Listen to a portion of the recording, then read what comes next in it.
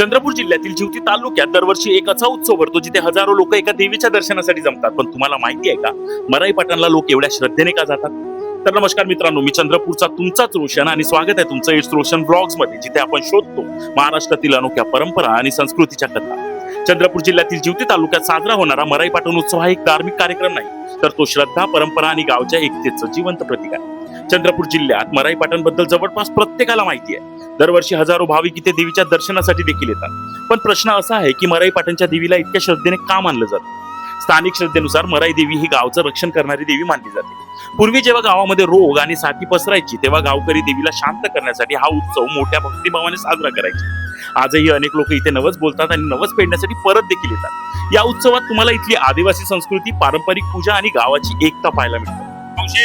ही यात्रा कधीपासून सुरू होते? हे यात्रा शिमगा झाला होता.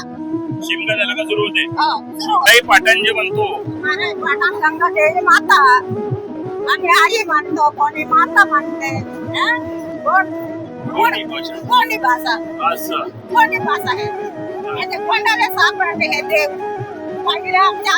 विशेष म्हणजे हा उत्सव साधारणपणे शिमग्यानंतर म्हणजे होळी झाल्यानंतर सुरू होतो आणि गुढीपाडव्यापर्यंत चालतो. या काळात संपूर्ण परिसरात एक वेगळीच भक्ती आणि उत्साहाची लहर पाहायला मिळते. मराई पाटण उत्सव हा एक फक्त सण नाही, तर चंद्रपूर जिल्ह्यातील लोकांच्या श्रद्धेचा आणि संस्कृतीचा जिवंत वारसा आहे. तुम्ही कधी मराई पाटणला गेला आहात का? तुमचे अनुभव कमेंट मध्ये नक्की सांगा आणि हा व्हिडिओ शेअर करा, कारण आपली संस्कृती संपूर्ण भारतापर्यंत पोहोचायलाच हवी. अशा महाराष्ट्रातील अनोख्या गोष्टीसाठी इट्स रोशन व्लॉगला फॉलो करायला विसरू नका. चला भेटूया पुन्हा एका नवीन संस्कृती सोबत. तोपर्यंत बाय.